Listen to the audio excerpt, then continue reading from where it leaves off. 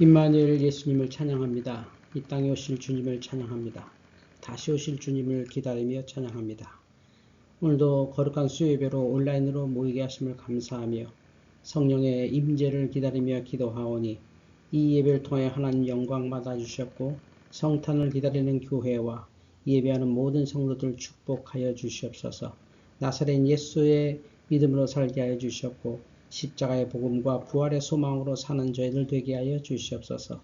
오늘도 말씀과 찬송과 기도 가운데 우리 하나님 함께 하시길 원하옵고 귀하신 예수님의 이름으로 간절히 기원하옵나이다. 아멘. 사도신경. 나는 전능하신 아버지 하나님, 천지의 창조주를 믿습니다. 나는 그의 유일하신 아들, 우리 주 예수 그리스도를 믿습니다. 그는 성령으로 잉태되어 동정녀 마리아에게서 나시고 본디오 빌라도에게 고난을 받아 십자가에 못 박혀 죽으시고 장사된 지 사흘 만에 죽은 자 가운데서 다시 살아나셨으며 하늘에 오르시어 전능하신 아버지 하나님 우편에 앉아 계시다가 거기로부터 살아있는 자와 죽은 자를 심판하러 오십니다. 나는 성령을 믿으며 거룩한 공교회와 성도의 교제와 죄를 용서받는 것과 몸의 부활과 영생을 믿습니다.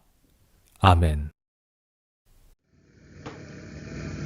찬송가 110장 함께 찬양 드리겠습니다.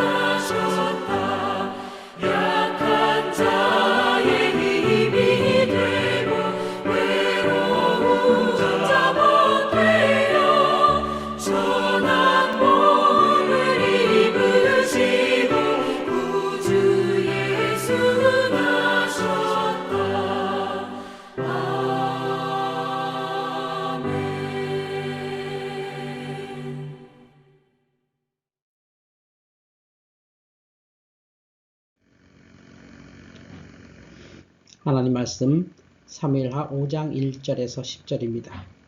구약성경 사무엘하 5장 1절에서 10절입니다. 이스라엘 모든 지파가 헤브론에 이르러 다윗에게 나와 이르되 보소서 우리는 왕의 한 골육이니이다.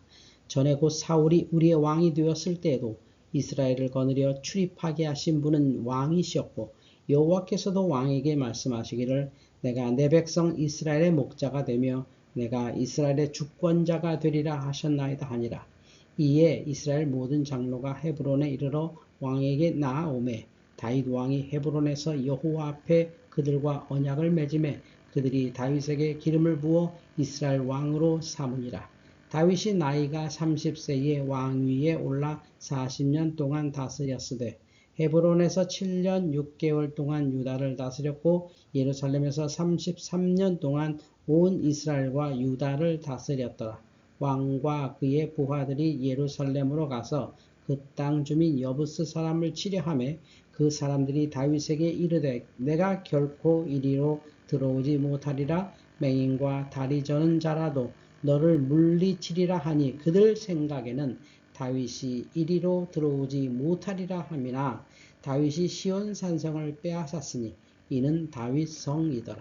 그날에 다윗이 이르기를 누구든지 여부스 사람을 치거든 물 깃는 대로 올라가서 다윗의 마음에 미워하는 다리 저는 사람과 맹인을 치라 하였으므로 속담이 되어 이르기를 맹인과 다리 저는 사람은 집에 들어오지 못하리라 하더라. 다윗이 그 산성에 살면서 다윗성이라 이름하고 다윗이 밀로에서부터 안으로 성을 둘러싸으니라. 만군의 하나님 여호와께서 함께 계시니 다윗이 점점 강성하여 가니라. 아멘. 오늘 하나님 말씀 사무엘하 5장 1절부터 10절까지 말씀입니다. 다윗은 어떻게 왕이 되었을까 생각해 보았습니다. 김영민 교수가 2021년 인간으로 사는 일은 하나의 문제입니다 라는 책을 출간했습니다. 정치에 대한 책인데요. 김영민 교수는 이렇게 말했습니다. 삶이 쉽지 않다. 삶이 쉽지 않은 이유는 타인과 함께 하지 않고는 살아남을 수 없기 때문이다. 그래서 인간은 정치적 동물이다. 세상은 단순하지 않고 선과 악은 분명하지 않고 권선징악으로 해결할 수 있는 문제는 없다. 그래서 정치가 존재한다. 성경도 정치에 대한 책이지요. 하나님이 왕정 정치 시대에 자신을 계시하셨기 때문에 왕에 대한 이야기가 많이 나옵니다. 그런데 성경은 왕에 대해 이중적으로 평가하지요. 사무엘상 8장을 보면 이스라엘 백성이 왕을 요구했습니다. 블레셋이 너무 강하다. 우리도 왕을 세워서 맞서 싸우자. 사무엘은 당황했습니다. 자신의 통치가 거부당했기 때문이지요. 그랬더니 하나님이 그들이 너의 통치를 거부하는 게 아니라 나의 통치를 거부하고 있다. 이렇게 말씀하셨지요. 그런데도 하나님은 왕정 체제를 허락하셨습니다. 사울을 왕으로 세워주셨지요. 백성들도 사울을 왕으로 받아들였습니다. 무엇을 말하나요? 하나님도 정치를 하신다는 것입니다. 구약시대 하나님은 왕을 통해 정치를 하셨습니다. 오늘 성경 말씀은 하나님이 다윗을 이스라엘 통합 왕위에 오르게 하시는 이야기인데요. 드디어 다윗이 이스라엘의 통합 왕이 되었습니다. 이스라엘 모든 지파가 헤브론에 있는 다윗에게 나왔습니다. 사무엘하 5장 3절입니다. 이에 이스라엘 모든 장로가 헤브론에 이르러 왕에게 나아오매 다윗 왕이 헤브론에서 여호와 앞에 그들과 언약을 맺음에 그들이 다윗에게 기름을 부어 이스라엘 왕으로 삼으니라. 이때 다윗의 나이 37세였습니다. 하나님은 왜 다윗을 왕으로 세우셨을까요? 하나님은 이스라엘 백성을 애굽에서 해방시킨 후 중재자 모세를 통해 이스라엘 백성과 언약을 맺었습니다. 출애굽기 19장 5절 6절입니다. 세계가 다 내게 속하였나니 너희가 내 말을 잘 듣고 내 언약을 지키면 너희는 모든 민족 중에서 내 소유가 되겠고 너희가 내게 대하여 제사장 나라가 되며 거룩한 백성이 되리라. 그러면서 십계명의 율법을 주셨습니다. 하나님의 율법으로 이스라엘 백성을 통치하시겠다는 뜻인데요. 세계 최초의 법치 국가가 탄생하는 순간입니다. 하나님은 율법이 통치하는 제사장 나라를 만들기 위해서 여러 직임과 제도를 만들게 하셨습니다. 성막을 세우고 제사장을 임명하고 12지파 아래, 친족 아래, 가구, 아비의 집별로 땅을 분배하고 각 지역에서 장로들이 사법적 정의를 실행하는 분권형 사회를 만드셨습니다. 고대 근동이 왕의 절대 지배 체제인데, 피라미드 체제인데 이런 놀라운 분권화된 사회를 만드셨습니다. 외침이 있어 군대가 필요한 시기에는 카리스마적 지도자인 사사를 세워서 적을 물리치셨습니다. 이런 느슨한 이스라엘 지파 동맹 체제에 위기가 왔습니다. 강력한 철기 문명을 가진 블레셋이 계속 쳐들어와서 괴롭혔습니다. 몇 번 패하고 위기에 몰린 이스라엘 백성들이 사사로는 안 되겠다 싶어서 사무엘에게 왕을 요구했습니다. 하나님은 사울을 왕으로 선택해 주었습니다. 사울이 하나님 말씀을 2번 어겼습니다. 그러자 하나님은 소년 다윗에게 왕의 기름을 붓게 하셨습니다. 사무엘상 16장 13절입니다. 사무엘이 기름 뿔병을 가져다가 다윗의 형제 중에서 다윗에게 부었더니 이날 이후로 다윗이 여호와의 영에게 크게 감동되니라. 사울은 결국 블레셋과의 전투에서 사망했습니다. 다윗에게 기회가 왔습니다. 다윗은 30세 때 유다 족속의 왕이 되었고 7년 후 37세 때 이스라엘의 통합 왕이 되었습니다. 하나님은 왜 다윗을 왕으로 세우셨을까요? 다윗을 통해 이스라엘을 하나님의 율법이 통치하는 제사장 나라로 만들기 위해서였지요. 하나님이 다윗을 왕으로 세우셨지만 또 다윗은 어떻게 왕이 되었을까요? 다윗이 왕이 되는 과정을 보면 참 이렇습니다. 첫째, 다윗은 자기가 사울을 죽였다고 거짓 보고한 아말렉 병사를 처형했습니다. 여호와의 기름 부음을 받은 자에게 손을 대는 일은 여호와를 대적하는 일이기 때문이지요. 사울은 정치적으로 다윗의 정적이었습니다. 그러나 다윗은 아말렉 청년을 처형함으로써 사사로운 욕심에 치우치지 않고 여호와를 경외하는 모습을 보여주었습니다. 둘째, 다윗은 사울과 요나단의 죽음의 소식을 듣고 조가를 지어 애도했습니다. 사무엘하 1장 19절입니다. 이스라엘아, 내 영광이 산 위에서 죽임을 당하였도다. 두 용사가 엎드러졌도다. 다윗은 요나단의 죽음으로 말미암아 심히 애통했습니다. 사무엘하 1장 26절, 27절인데요. 내 형 요나단이여, 내가 그대를 애통함은 그대는 내게 심히 아름다움이라. 그대가 나를 사랑함이 기이하여 여인의 사랑보다 더하였도다. 오호라, 두 용사가 엎드러졌으며 싸우는 무기가 망하였도다 하였더라. 다윗은 사울과 요나단의 죽음을 애도함으로써 그들과의 언약 관계를 지켰습니다. 셋째, 예를 갖추어 사울의 장례를 치른 길르앗 야베스 사람들을 축복했습니다. 사무엘하 2장 5절 6절인데요. 너희가 너희 주 사울에게 이처럼 은혜를 베풀어 그를 장사하였으니 여호와께 복을 받을지어다. 너희가 이 일을 하였으니 이제 여호와께서 은혜와 진리로 너희에게 베푸시기를 원하고 나도 이 선한 일을 너희에게 갚으리니. 다윗의 정적 사울의 장례를 치러놓고 길르앗 야베스 사람들이 얼마나 불안했겠습니까? 넷째, 다윗은 사울의 아들 이스보셋 왕과 사울의 군사령관 아브넬과 무리한 싸움을 피하고 서서히 힘을 길러 갔습니다. 그리고 사울의 군사령관 아브넬의 죽음을 애도했고 이스보셋 왕을 암살한 자를 심판했습니다. 다윗은 이로써 흩어진 민심을 수습하고 백성을 하나로 결속하는 지도력을 보여주었지요. 이러한 네 가지 과정을 살펴보면 다윗이 하나님의 성품을 드러내며 왕이 되었구나 하고 감탄하게 됩니다. 성경은 하나님이 공의와 정의의 성품대로 통치하신다 하시지요. 시편 97편 1절 2절입니다. 여호와께서 다스리시나니 땅은 즐거워하며 허다한 섬은 기뻐할지어다. 구름과 흑암이 그를 둘렀고 의와 공평, 공의와 정의가 그의 보좌의 기초로다. 여기서 의와 공평은 공의와 정의를 말하는데요. 공의는 올바른 관계, 체데크라고 하고요.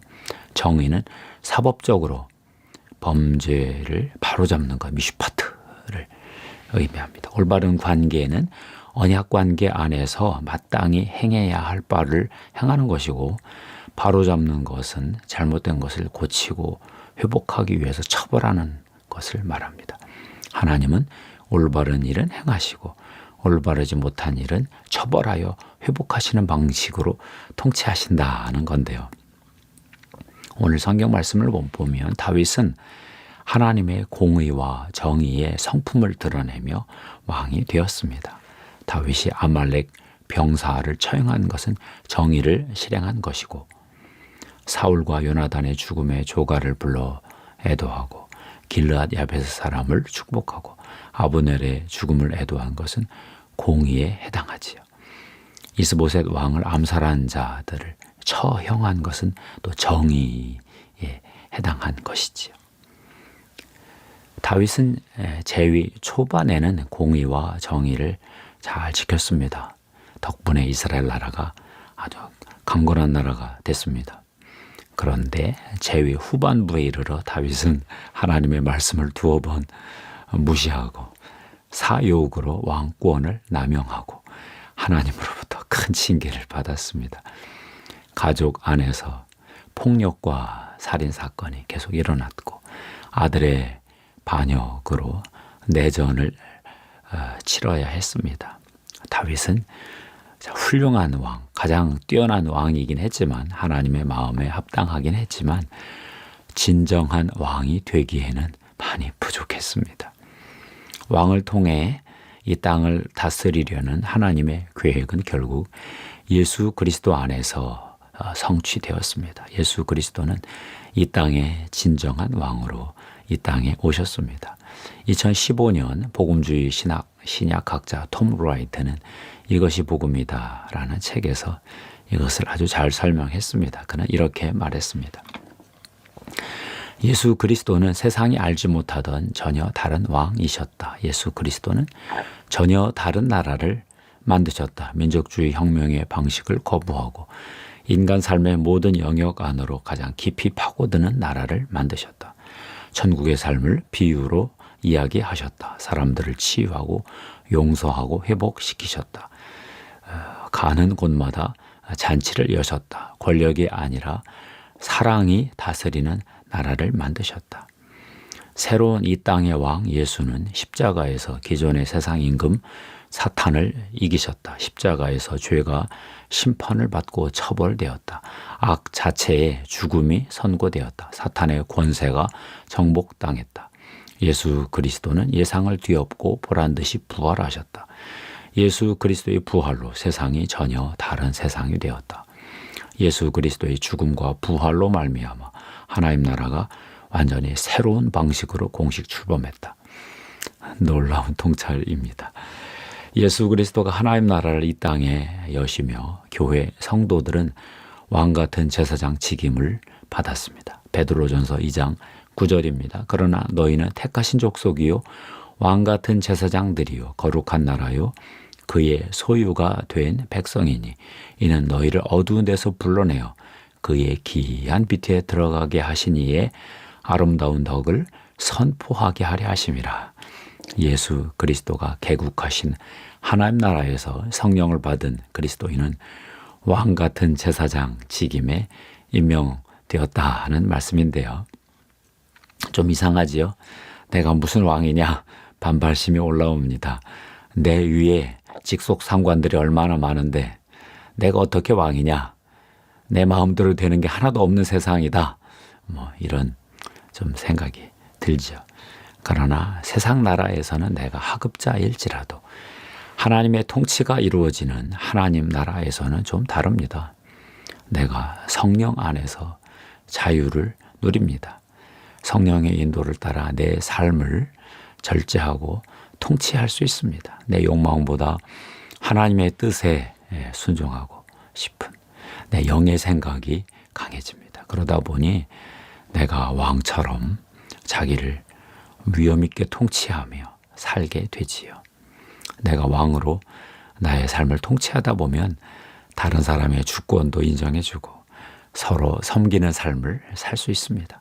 원수에게 보복하지 않아도 내 평안한 삶이 유지되는 그런 왕 같은 품위 있는 위엄 있는 삶이 불가능한 것은 아닙니다. 2005년 마이클 샌델이 공공철학 퍼블릭 필로소피라는 책을 출판했지요. 2016년 마이클 샌델 정치와 도덕을 말하다라는 이름으로 번역이 되었습니다. 마이클 샌델은 우리 사회에서 공정한 기회를 주는 것만으로는 부족하다고 보았습니다. 그 대신 두 가지가 필요하다고 했는데요. 하나는 자기 통치, 셀프 거버먼트이고요. 다른 하나는 자기 자신을 넘어 공동의 유익을 구하는 공동선, 커먼 굿이다 했습니다. 저는 왕 같은 제사장으로 사는 그리스도인이라면 이 일의 적임자다 하고 혼자 웃었습니다. 기도하겠습니다. 하나님 감사합니다. 다윗이 하나님의 성품대로 공의와 정의를 실행해 가며 왕이 되는 이스라엘 통합 왕이 되어는 과정을 보았습니다. 그리고 이 시대에도 저희들이 예수 그리스도께서 여신 하나님 나라를 살면서 왕 같은 제사장의 직임을 감당하며 살면서 마이클 샌델이 요구하는 민주주의의 두 가지 원리, 자기 통치와 공동선의 추구도 넉넉히 할 수 있겠다, 그런 생각을 보았습니다. 하나님, 이 시대에 예수 그리스도를 통해 하나님 나라를 열어주셔서 정말 감사합니다. 하나님 말씀을 주시고 성령의 기름 부음을 통해 성령의 불의 권능을 통해 우리에게 놀라운 하나님 나라의 삶을 가장 정치적으로 민주정치적으로 또 구현할 수 있다는 가능성도 보고 기뻐합니다. 이 시간 성도들에게 예수 그리스도의 십자가의 보혈의 피를 뿌리고 덮습니다. 성령님 하나님의 통치의 기름 부음으로 임하여 주시옵소서. 우리 구주 예수님의 이름으로 간절히 기도하옵나이다. 아멘.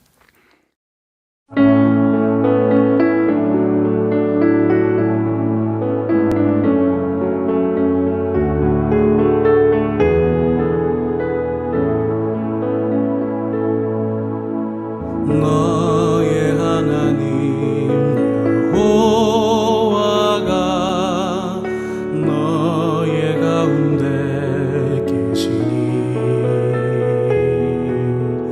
그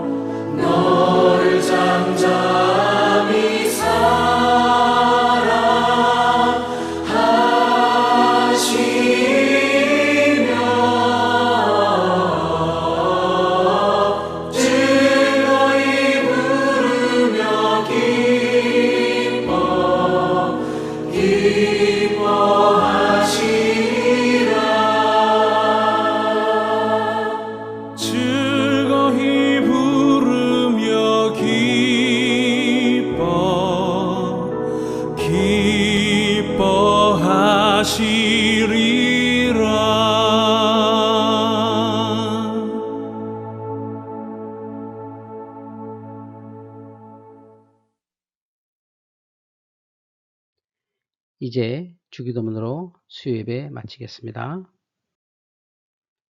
하늘에 계신 우리 아버지, 아버지의 이름을 거룩하게 하시며 아버지의 나라가 오게 하시며 아버지의 뜻이 하늘에서와 같이 땅에서도 이루어지게 하소서. 오늘 우리에게 일용할 양식을 주시고 우리가 우리에게 잘못한 사람을 용서하여 준 것 같이 우리 죄를 용서하여 주시고 우리를 시험에 빠지지 않게 하시고 악에서 구하소서. 나라와 권능과 영광이 영원히 아버지의 것입니다. 아멘.